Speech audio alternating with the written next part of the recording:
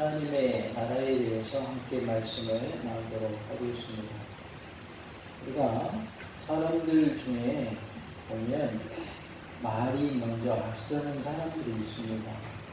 말은 아주 그럴듯하게 멋지게 잘하는데 나중에 보면 어떤 일을 실행할 때에 쏙 빠져버리고 없는 경우가 있어요.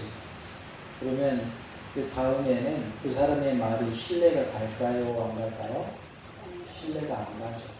그냥 말만 앞서니까. 행동할 때는 어디 갔는지 없으니까.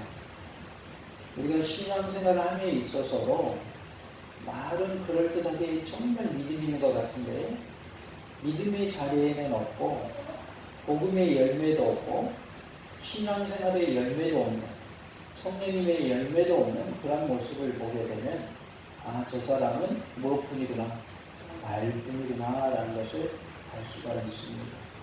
특별히 우리가 말의 중요성은 강조해도 지나치지 않을 텐데 말에 따른 뭐도 있어야 된다는 거예요.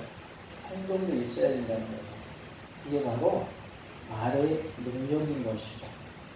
말만 하지 말고 그 말대로 행동할 때 그 말은 능력의 말이 되는 거죠.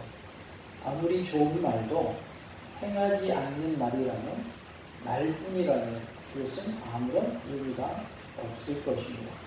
그런데 진리에 있어서도 거짓 교사들이 있어요. 그들은 하나님의 말씀을 바로 가르치지 않고 진리가 아닌 비진리를 진리인 것처럼 가르치고 또 사람들을 현혹시킵니다. 그들의 모습을 보면 그들의 말과 달리 열매가 없는 것을 보게 돼요. 우리는 그들의 모습을 보면서 반면교사로 삼아야 합니다. 나의 모습은 어떠한가? 나는 말씀을 가지고 말을 잘하면서 행동은 없는 모습은 아니다. 말만 잘할 뿐만 아니라 뭐도 잘해야 된다. 행동도 잘해야 되겠다. 라는 것을 우리가 기억하고 우리의 삶 속에서 복음의 열매들, 믿음의 열매들, 성령님의 열매들이 많이 맺혀지는 그러한 은혜가 있기를 원합니다. 특별히 거짓 진리, 비진리를 가지고 진리인 양 가르치는 거짓 교사들에게 속지 않는 그러한 은혜가 있기를 원합니다. 하나님의 나라에 대해서 살펴보므로 큰 은혜가 임하는 복된 시간이 될 줄로 믿습니다. 하나님의 나라는 말에 있지 아니하고 오직 능력에 있다라고 말씀을 하십니다. 20절에 하나님의 나라는 말에 있지 아니하고 오직 능력에 있음이라 라고 말씀을 하죠. 하나님의 나라는 복음의 능력이 나타난다라는 의미입니다. 그래서 하나님의 나라는 말뿐만 있는 것이 아니라 복음에 뭐가 나타난다? 능력이 나타난다는 것입니다. 복음의 열매가 나타난다 이렇게 표현할 수도 있습니다. 하나님의 나라라고 할 때 말만 무성한 그런 모습이 하나님의 나라가 아니라는 것이죠. 그래서 우리의 신앙생활이 남들에게도 권위 되고 기감이 되고 또 영혼을 살려내는 그러한 삶의 모습이 되어야 할 줄로 믿습니다. 우리는 그런 표현을 씁니다. 복음을 살아낸다는 표현을 써요. 복음의 말씀대로 살아가는 것을 말하죠.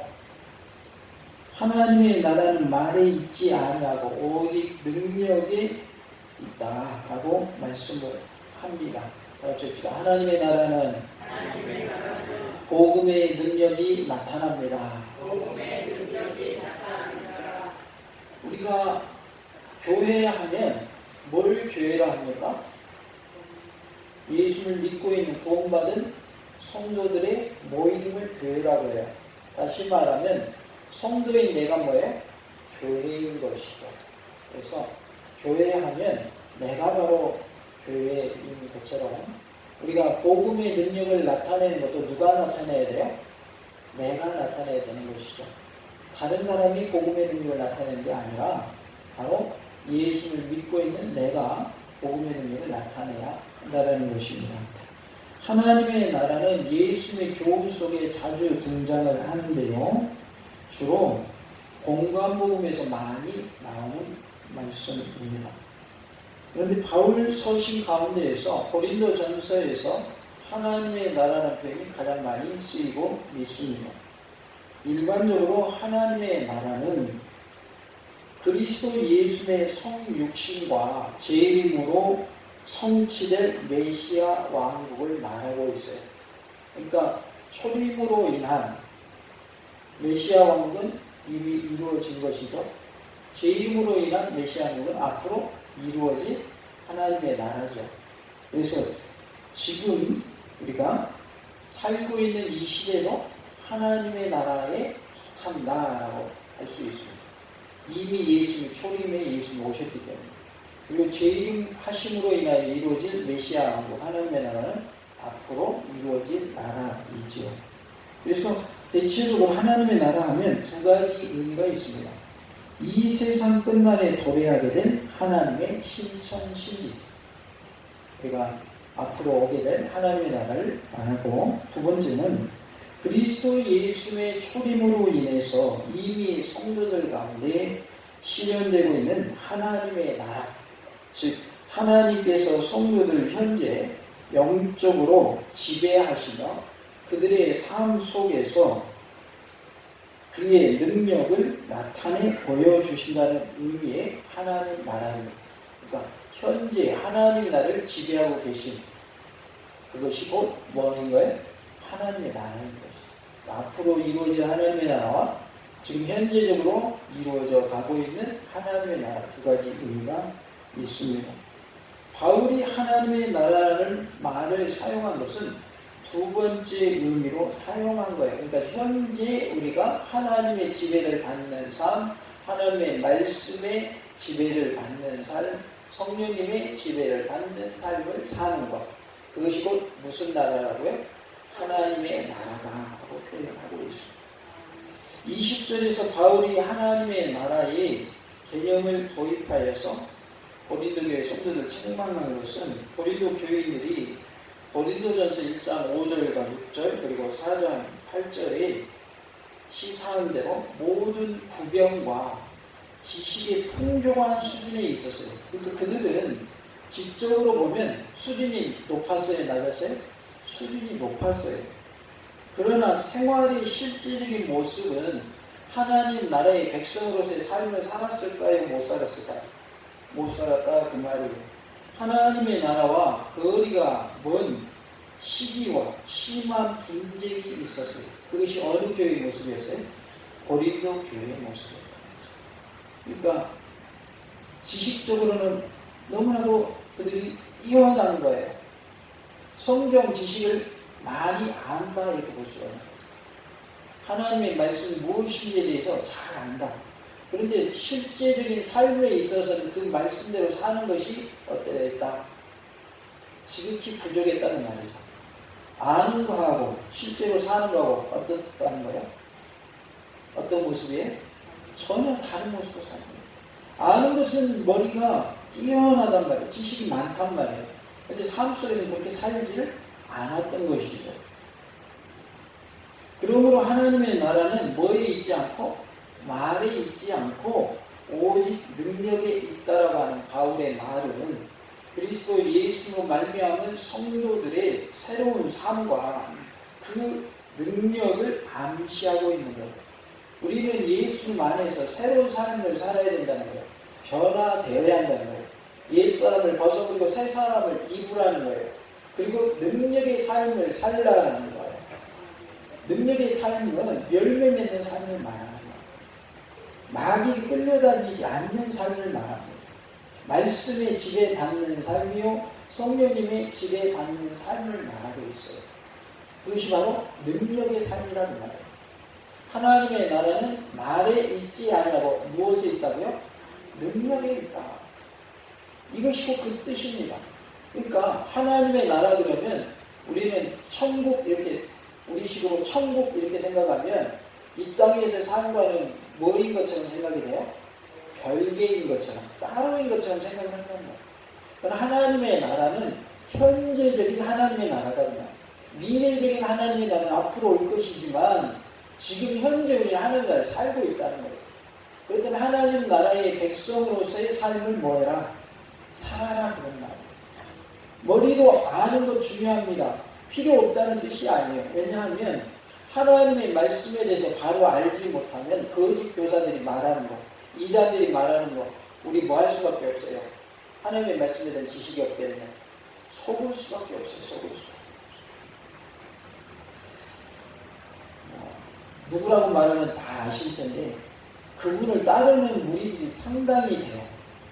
그리고 그분이 또 뭐 과거에 대통령 후보로 나온 분이기도 하고 앞으로도 나올 것 같기도 하고 그런데 그분을 따르는 사람들이 엄청나게 많아요. 복음하고 관련이 있을까요? 없을까요? 그분이 하는 말은 전혀 관련이 없는 거예요. 복음하고는 상관없어요. 그런데 신앙생활 하듯이 그 사람을 따르고 그 사람에게 상담하고 그 사람이 하라는 대로 그렇군요 하고 고개를 흔들고 맞군요. 그렇습니다. 신앙은 아무 상관없어요. 다시 말하면 그분을 따르는 것은 그 사람을 따르는 것은 천국 가는 건 아무런 상관이 없어요. 우리는 또 잘못된 진리를 전하는 이단도 있고 사이비도 있죠. 사이비 그런 종교도 있죠.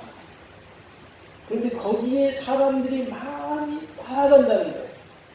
안타까운 현실이. 그러니까 하나님의 말씀을 알아야 되겠어요? 몰라도 괜찮겠어요? 알아야죠. 무엇이 진리이고 무엇이 진짜인지 알아야죠.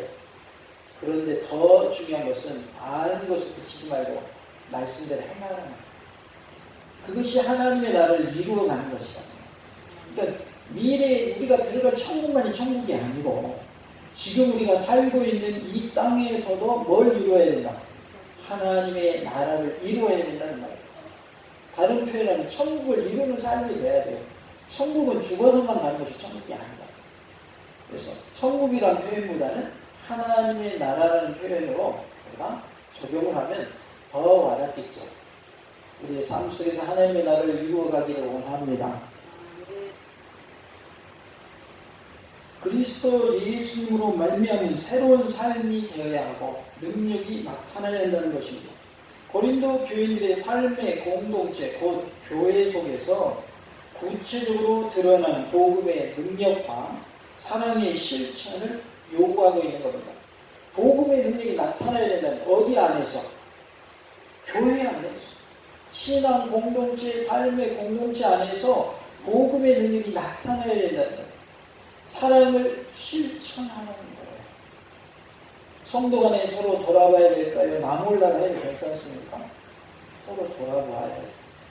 안 나오고 있는 성도가 있으면 저 사람이 이제 안 나온 겁니다. 신경도 안 쓰고 기도도 안 하고 그러지 말고 위하여 기도해주고 찾아보기도 하고 돌아봐야 돼요. 그게 사랑의 실천입니다. 위로라고 하는 그 짧은 기독교 영화가 있더라고요.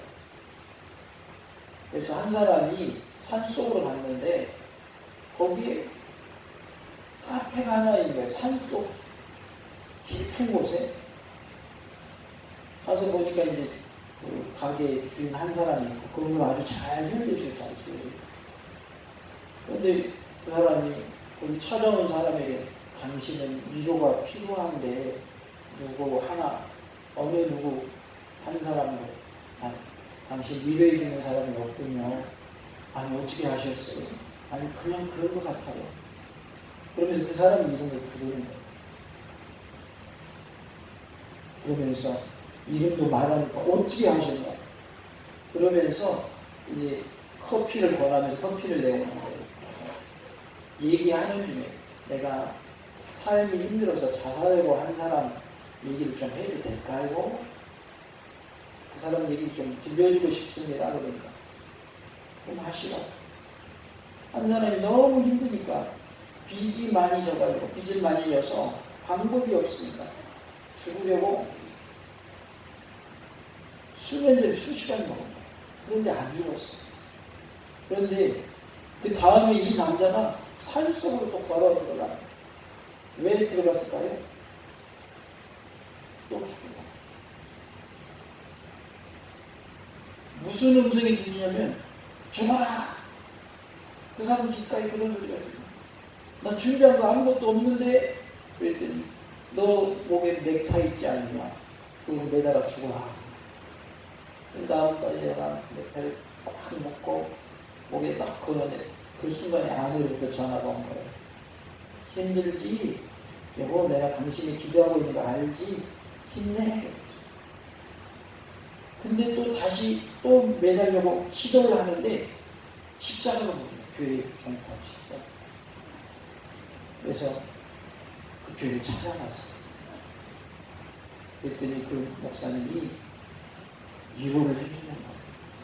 그러면서 부활에 대해서 말을 해주고 우리가 삶 속에서 새 생명을 얻어서 살아야 된다.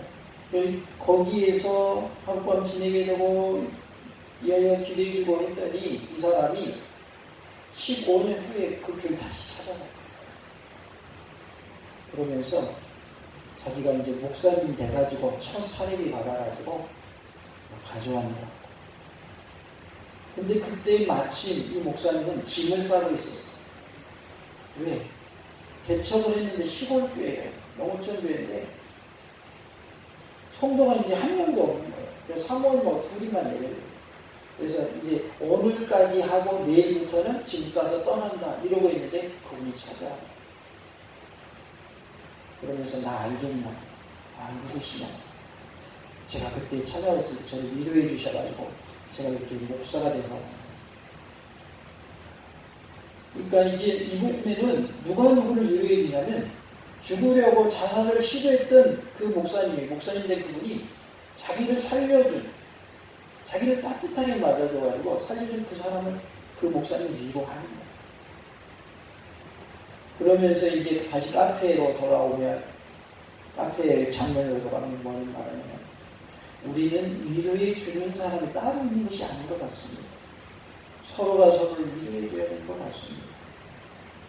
하나님 우리를 위로해 주시고 우리도 하나님 위로해 줘야 되는 것 같습니다. 라고 하면서 끝나는 장면에 그 분이 집사님이라고 위로를 받지 못해서 산으로 간 그분이 카페에 우연히 들렸는데 아마도 그분도 죽으려고 갔던 것 같아요.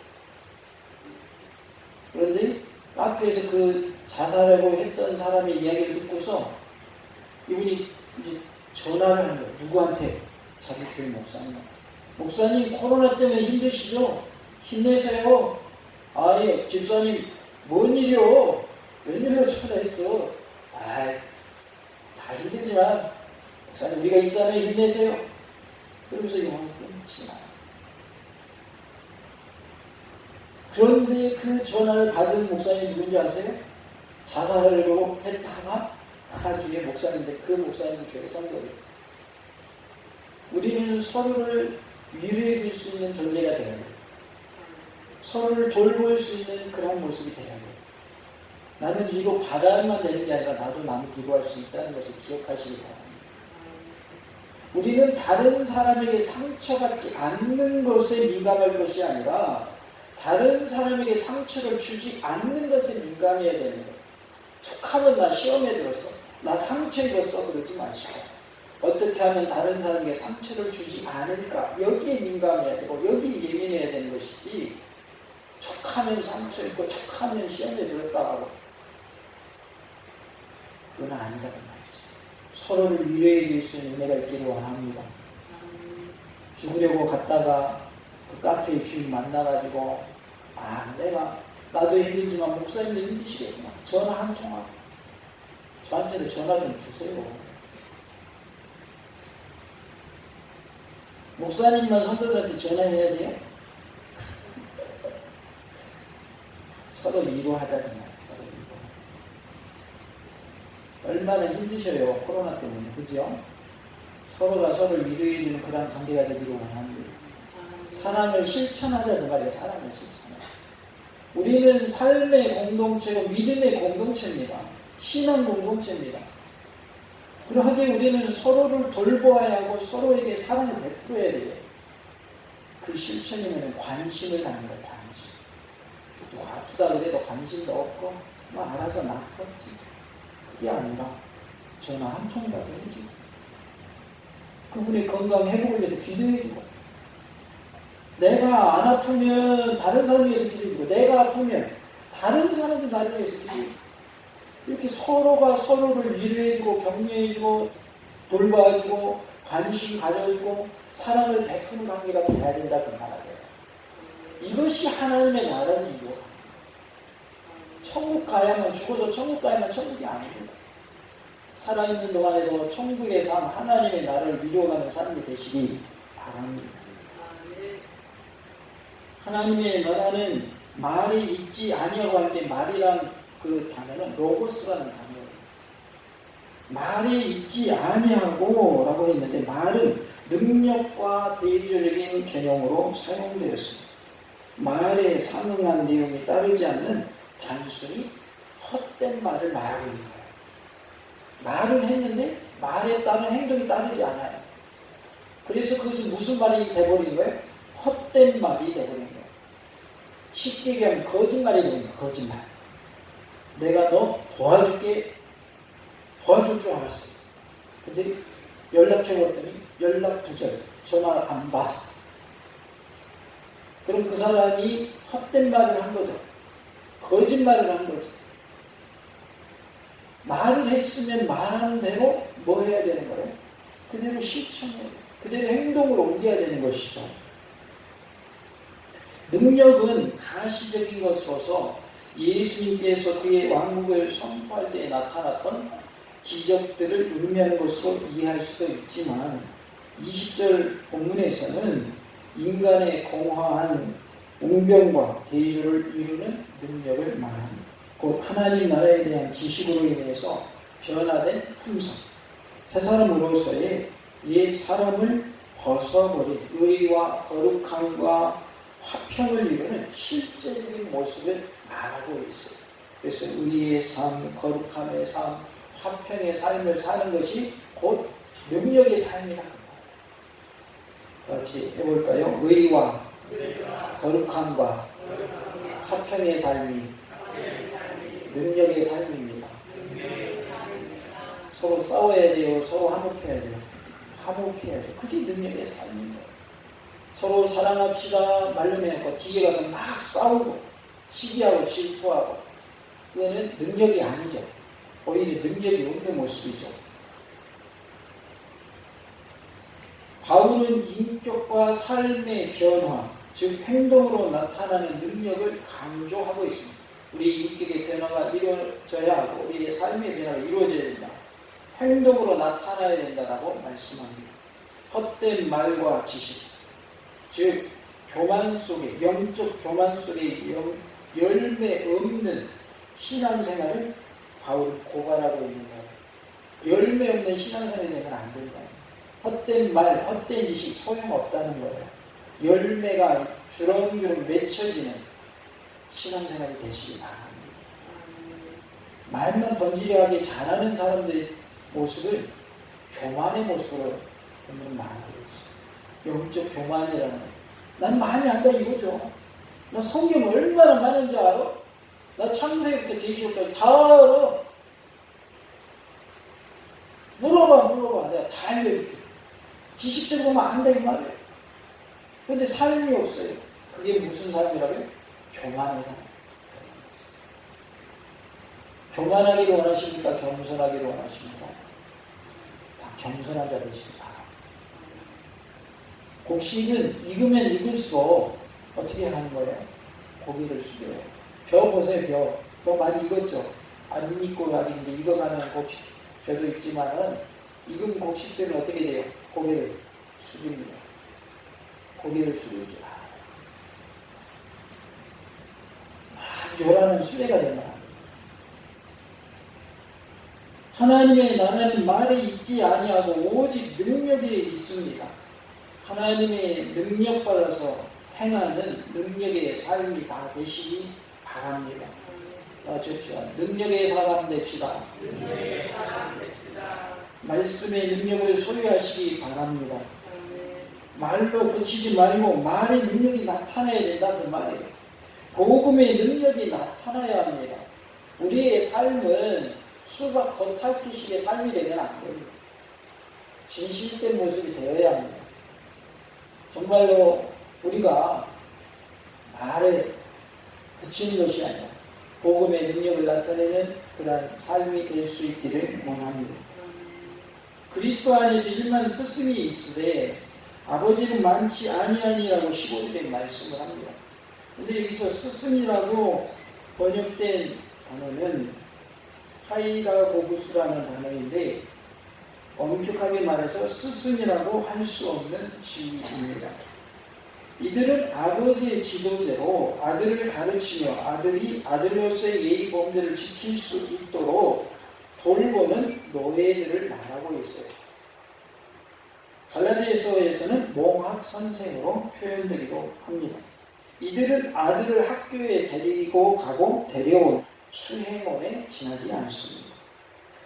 보편적으로 파이다고구스는 크게 두 가지 의미를 갖는데 하나는 가르친다는 지식적 개념이고 하나는 지도한다는 지도권의 개념을 가지고 있습니다. 바울의 의도는 단지 일만이라는 풍자적 수사법을 사용하여서 스스로 스승이라고 자처하는 거짓 교사들의 신분을 고발하고 있는 것입니다. 그들의 수가 아무리 많다 할지라도 아버지 앞에서는 아무런 영향력을 발휘하지 못합니다. 우리가 거짓 교사들의 사탄 발림에 넘어가지 않아야 할 줄로 믿습니다. 내가 복음으로써 너희를 낳았음이라고 15절 계속해서 말씀을 하죠. 바울은 자신이 복음을 전파하여 개종하게 된 많은 이방인들에게 영적 아버지로서 권리를 주장하고 있는 것입니다. 우리도 많은 영적 아이를 생산해낼 수 있기를 원합니다. 그 말이 무슨 말이에요? 전도에서 구원받는 사람이 많아지게 하자는 말. 그러면 내가 그 사람이 영적 아버지가 되고 영적 어머니가 될 수 있는 것이죠. 바울은 자녀들에게 생계비를 요구하지 않았어요. 그들이 잘못된 길로 나아갈 때마다 그들을 향한 지난날의 해산의 고통을 상기시키면서 돌아올 것을 강력히 요청합니다. 여기서 말하는 자녀들은 영적 자녀들을 말합니다. 영적 자녀들에게 내 생계 책임져 달라 그렇게 하지 않았다는 말이죠. 잘못된 길로 나아갈 때에 그들을 해산의 고통을 상기시키면서 돌아올 것을 강력히 요구하고 있습니다. 바울은 본능적인 사랑을 발휘하는 아버지의 속성을 나타내려고 하였습니다. 즉 그들에 대한 자신의 책망 및 권면이 진실된 것이며 책망의 동기 또한 부성애적 사랑에서 기인된 것임을 보여주기 위함이었습니다. 다른 복음 지도자들보다 자신과 그들과의 관계를 보다 친숙한 관계로 묘사하고 있습니다. 그러니까 다른 복음 지도자들도 있을 거 아니에요. 바울 말고도. 그런데 바울과 고린도 교회 성도들은 더 친밀하다라는 것을 나타내기 위해서 아버지라는 표현을 썼다는 것이죠. 특별히 주목할 것은 바울이 자신이 그들을 낳았음에도 불구하고 그리스도 예수님 안에서 복음을 통하여라는 말을 강조하고 있다는 것입니다. 왜냐하면 여기서 아버지란 그리스도 예수의 말미암은 복음으로 사람들을 회심시키고 계속해서 그들을 젖과 밥으로 양육하는 영적 아버지를 가리키기 때문입니다. 따라서 우리는 당시의 고린도 교회에서 아버지의 심정으로 교인들을 권면하며 훈계하고 의로 양육하려 하는 자들보다는 지도자라는 직책만을 얻기에 급한 자들이 많았음을 알 수가 있습니다. 요즘도 선생님은 많아도 뭐는 많지 않다는 표현을 씁니까? 스승은 많지 않다는 표현을 쓰죠. 이것을 교회로 적용을 하면 목회자는 많아도 영적 아버지는 많지 않다라는 말로도 표현할 수 있어요. 그리고 성도는 많으나 진짜 하나님의 백성은 많지 않다는 말로도 적용할 수 있습니다. 우리는 진실된 모습의 성도가 되어야 할 줄로 믿습니다. 그러나 바울은 직접 고린도 교회를 설립하고 그 교인들을 위하여 계속해서 기도와 하나님의 말씀으로 양육한 참된 영적 아버지였습니다. 그러므로 그는 고린도 교인들이 어그러진 길로 나아가고 있다는 소식을 듣고 심한 책망을 할 수 있었던 것이죠. 우리가 말씀대로 바로 살아가는 은혜가 있기를 원합니다. 하나님의 나라는 복음의 능력이 나타나며 복음의 열매들이 나타나게 되어 있습니다. 말은 번지르한데 결과가 없다, 열매가 없다 그러면 그것은 가짜라는 것을 우리는 알고 속지 않아야 하겠습니다. 복음의 열매가 없는 거짓 교사들에게 속지 마시고 복음의 열매를 맺는 복음의 능력을 소유한 사람이 다 되시기 바랍니다. 같이 합시다. 복음의 능력을 나타냅시다. 할렐루야.